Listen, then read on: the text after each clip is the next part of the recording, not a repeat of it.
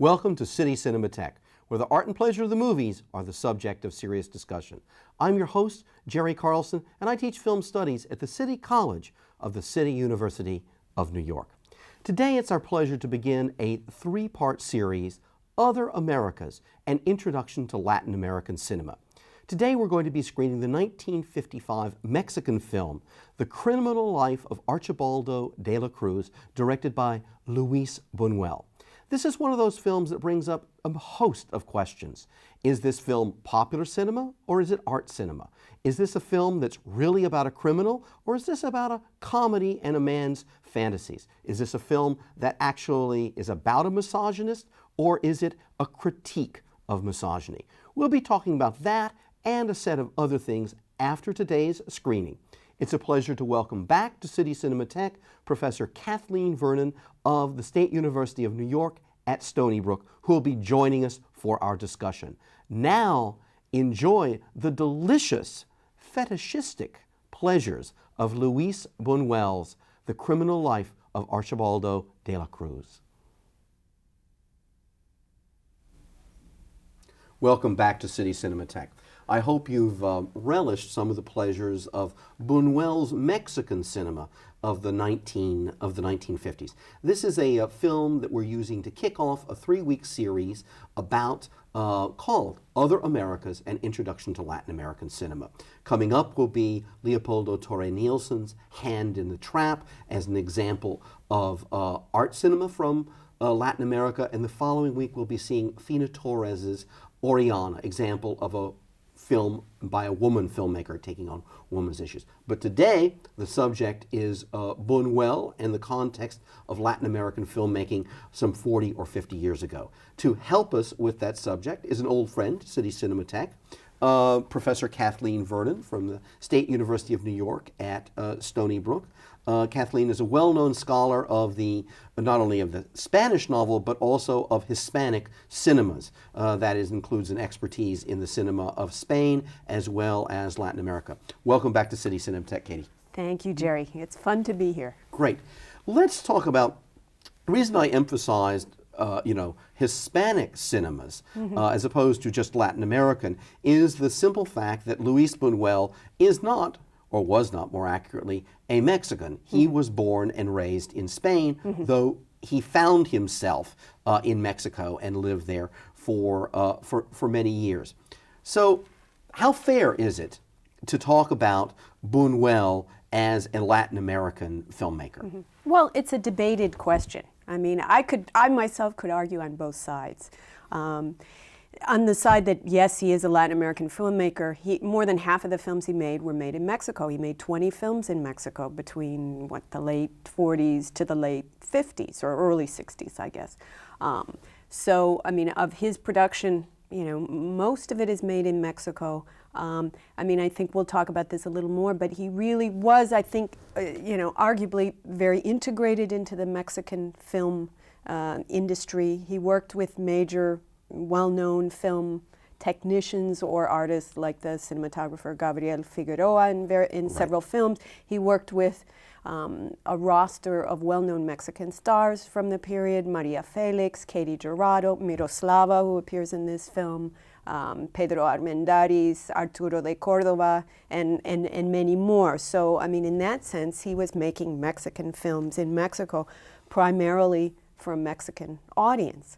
On the other side, though, I mean, I would argue part of the problem in the study of Latin American cinema, or world cinema, let's say, until maybe the last 10 or 15 years, was a tendency to use the auteur classifications, the great film artist, unique individual expressing his personal vision of the world. And Buñuel figured in that group, and there was a tendency to see Buñuel as the only Mexican filmmaker that anyone knew anything about. Of course, then he was the only Spanish filmmaker that anybody knew anything about, and then he was also the only Mexican filmmaker that anyone knew anything about. And to place that burden of representing Hispanic cinema, on one guy is unfair both to him and to all the other wonderful films and filmmakers and artists who were working in, Spanish-speaking countries.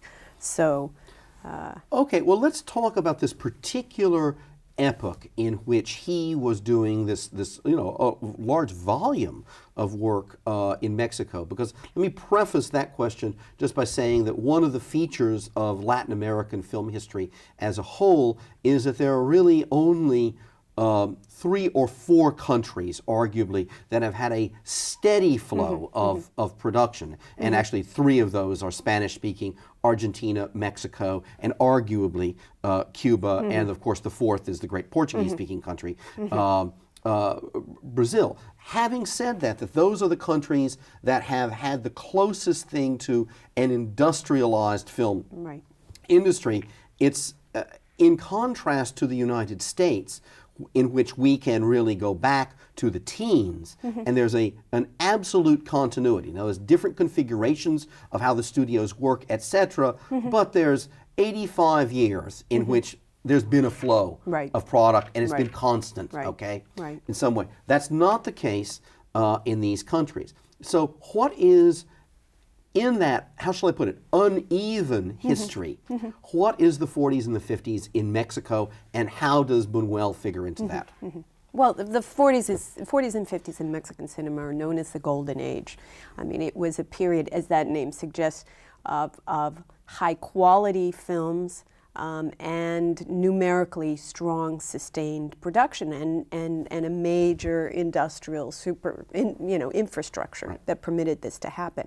I mean, that said, we're not exactly dealing with Hollywood. One of the things that Buñuel himself and people who've studied him pointed out is these films mostly were made, with I think the exception of maybe Los Olvidados and one other film, within an actual film time of somewhere between 18 days and 28 days. So, I mean, these were not big budget pictures in Hollywood terms.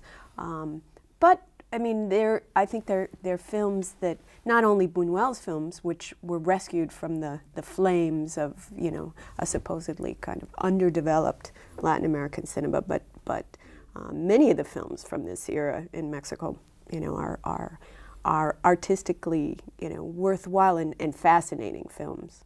Well, that brings up this question you've already touched on of the question of the relationship of cinema, to other art forms. That is, in the sense that a lot of cinema has, until fairly recently, been dismissed as, a popular art form. Even the Hollywood films of the 30s and the 40s, well, that's the realm of fandom. Now, to be sure, a number of our major directors, Howard Hawks, John Ford, William Wyler, were rescued by the auteur theory. But one of the things that that's happened in these recent years that you were beginning to point out is the way in which that hierarchy between high art, particularly as defined as modernist art, and the popular art forms has really broken down. And I think that this film is a perfect example of that, that this is not a secondary work made on a cheap a budget. This is about as good a film as you're going to find anywhere in the world, made under a certain set of conditions. And we shouldn't think of that, 14 lines is the restriction of a sonnet. And you work within those 14 lines. That's guess what? That's not the Iliad. And that's a different that's a different form. So what makes, let's take this line of what makes this film first sort of characteristically Mexican, then we'll go on to what makes it Buñuelian, okay? What do you identify as some of the things that ally this film with other elements of Mexican cinema from this era? Well, I mean, I guess I would, sometimes it's a little bit dangerous. When we used to read, as you said, for the marks of the personal artist, of modernist avant-garde art practices. Now we tend to read much more as our approach to films and our, sort of redefinition or rediscovery of a much broader corpus of films.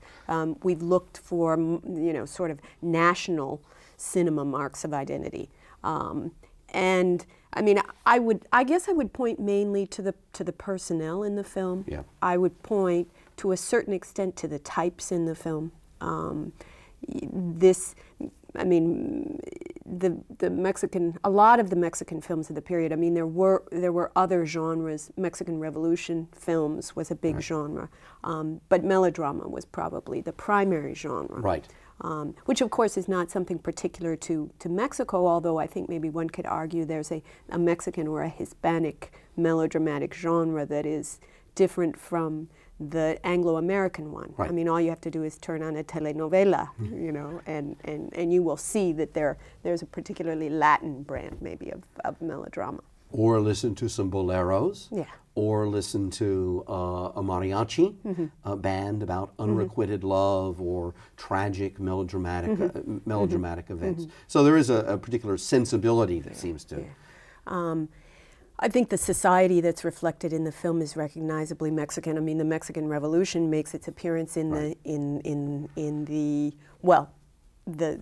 scene that provides the explanation for Archibaldo's particular pathology. Right. Although the Mexican Revolution, instead of being sort of the main event, becomes just a mere pretext for this guy's, you know, sort of fixation on sex and death and blood and legs and all those things. That said, I don't really think Ensayo de un Crimen, the criminal life of Archibaldo de la Cruz, is a melodrama. Right. I think in various ways it is, you know, I mean, I think it works with melodramatic conventions, but at base it's not a melodrama.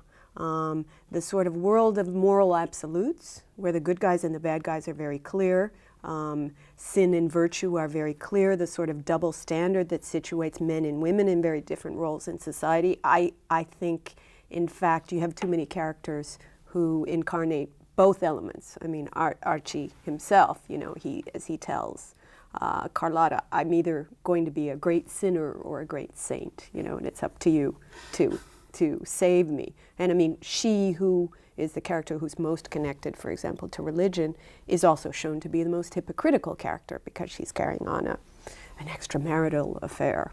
I don't think the women in the film exactly fit the paradigm of Mexican social melodrama, which has a very sort of naturalistic cast where you see women, I mean, bad women and good women, again, often the lines of division are very clear, but the bad women are shown to be victims of a hostile environment, of forces beyond their control. And you really don't get that sense of any of the characters being in that situation in this film.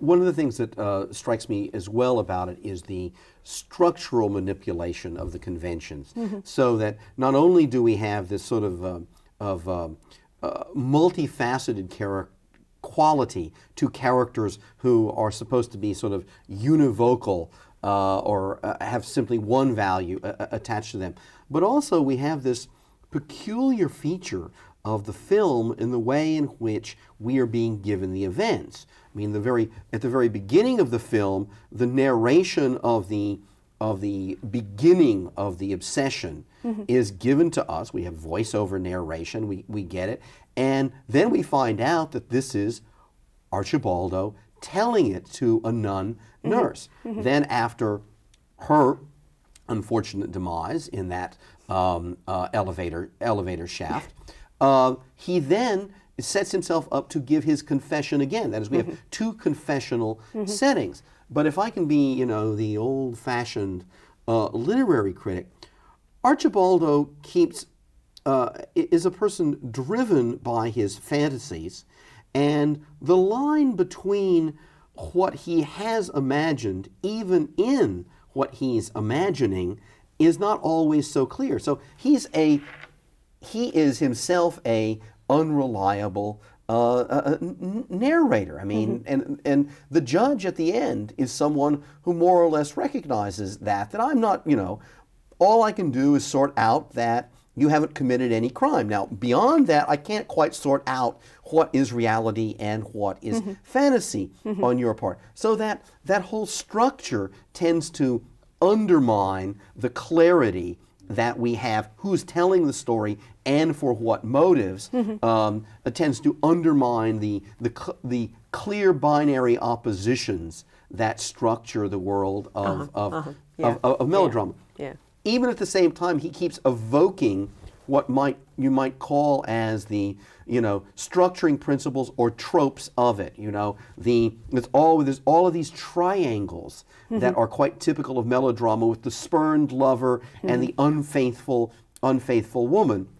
Yet every time we think that's going to be something that's clear, then it gets it gets mixed in with his fantasies, or it takes different turns, like Lavinia and her uncle, her papa, her fiance, her boss, all of those things keeping us really off guard in those in those ways.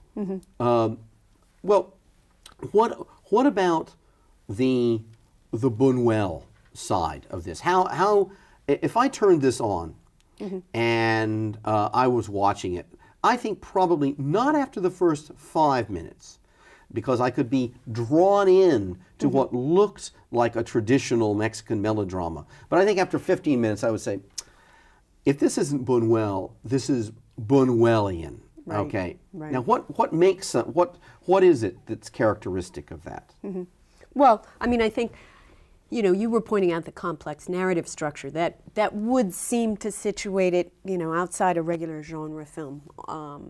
Probably the thing that for most people, though, seems most Buñuelian is the presence of these sort of fetishistic poetic objects, Right. That run through the film. I mean, the film is structured narratively in a very almost literary way, as you say, right? I mean, we're called attention to the framing of the story, to the who's telling it to whom questions, but there's sort of a parallel movement. I mean, I think you can say it's structured by, again, a fairly typical melodramatic story of a male seductor who goes from woman to woman. I mean, Absolutely. Archibaldo is a kind of Don Juan. He Absolutely. he doesn't cross so much class lines, but the collection of women who are his victims: the nun, the woman of the world, the well brought up daughter of the bourgeoisie, and the Lavinia who doesn't quite fit any category. So you have the sort of thread that leads you from woman to woman, and then you have the thread of objects, the music box, of course.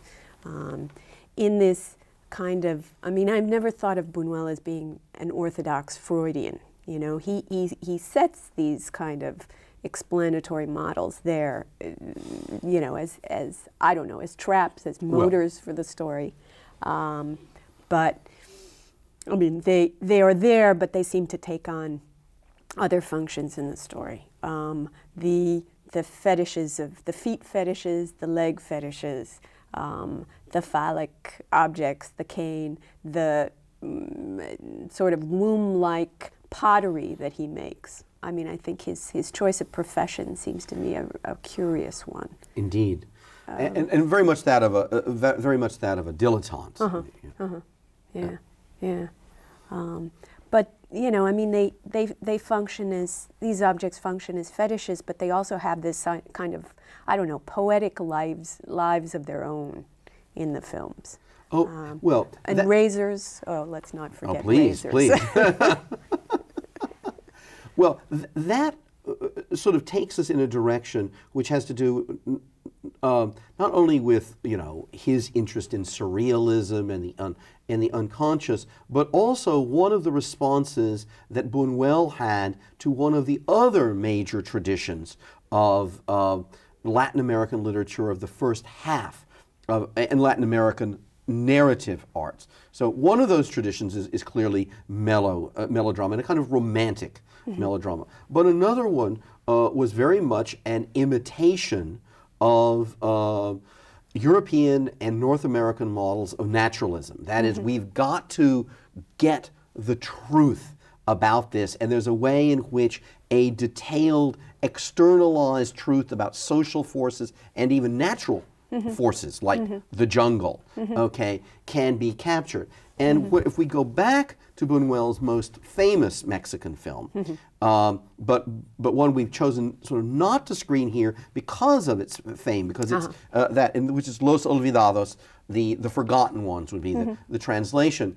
It's there that Buñuel, setting this in the world of children and adolescents in the slums of Mexico City, not only makes a profound social critique of those conditions, but he also makes, as he always does, a critique of this limited model of reality, that particularly something like Italian neorealism is inadequate to this, not because it is a lie, but because it's a partial truth. Right. And reality is always much larger for Buñuel. The boundaries between exterior and interior, between fantasy and reality, are always things that are being explored and negotiated rather than being stable. And I think that's one of the things that comes up in this film as well. The way in which there is a critique of a class here.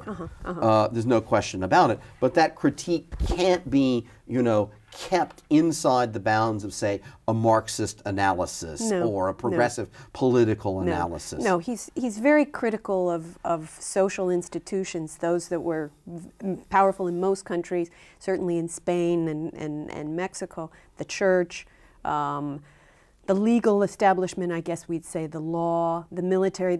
I love the scene when Archie is finally getting married to Carlota, and of course we're outside the wedding, right? I mean, there's no church wedding, which in any other film on the planet, there would, by any other director, that you'd have to see the church wedding. But that takes place off scene because, I mean, that institutional sort of event is not important. What happens in Archie's head is much more important. But there's a kind of Greek chorus of three guys sitting on a sofa, the chief of police, the priest, and the military official, right? Sort of commenting on this and marriage and wonderful things. And I really love that little scene. And it anticipates other Buñuel scenes and... Absolutely, and these are the people that are so confident in their worlds that this is exactly what Buñuel inserts them only so they can be challenged by everything that surrounds them. Right. But they are certain kinds of Buñuelian fools because they will never understand how rich reality is because they will stay within their focus or within their model. We don't have any notion that this particular priest will ever have a critique of the church because it's the glory of the church. As he says, only the Catholic Church could create the poetry of such a ceremony like this. That raises this question of some tendencies in Buñuel that I think, how can I put it, just as simply as possible, have an enduring influence in Latin American cinema.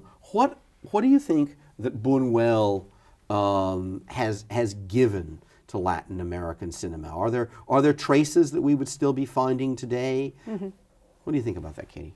Well, I mean, I think that's true. I don't like to talk about magic realism, which has sort of become the way people, especially outside Latin America, have come to understand the most influential Latin American writers who we have taken up and read voraciously, like Garcia Marquez or Borges or Fuentes, Vargas Llosa, the list goes on.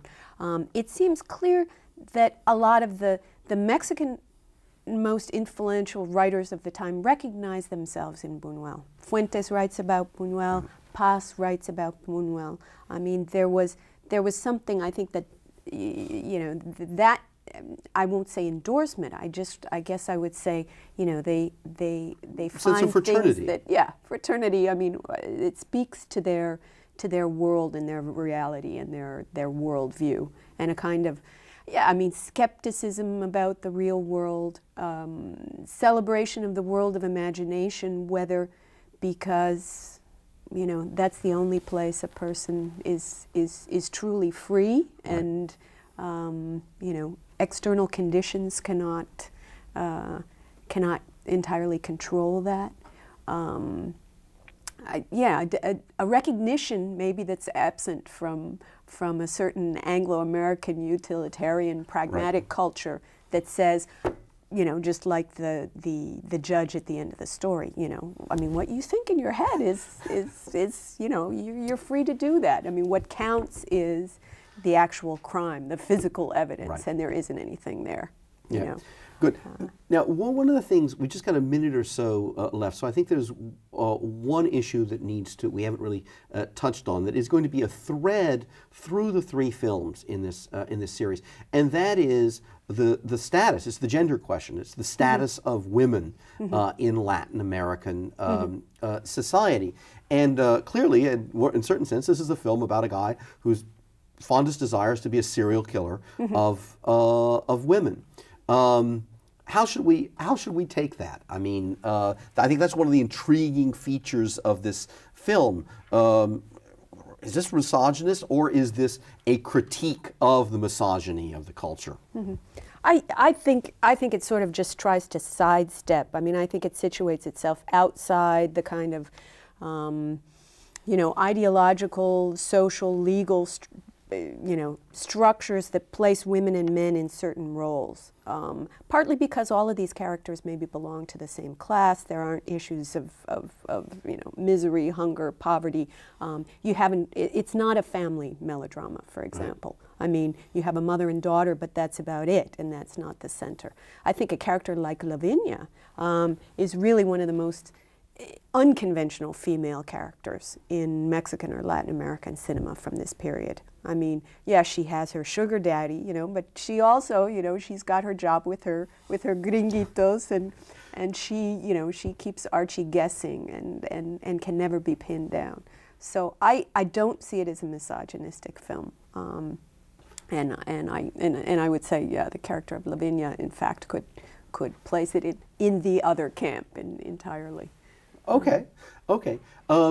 We have not very much time left at all. If you were going to recommend one or two other films by Buñuel, what would you recommend to people? Oh my!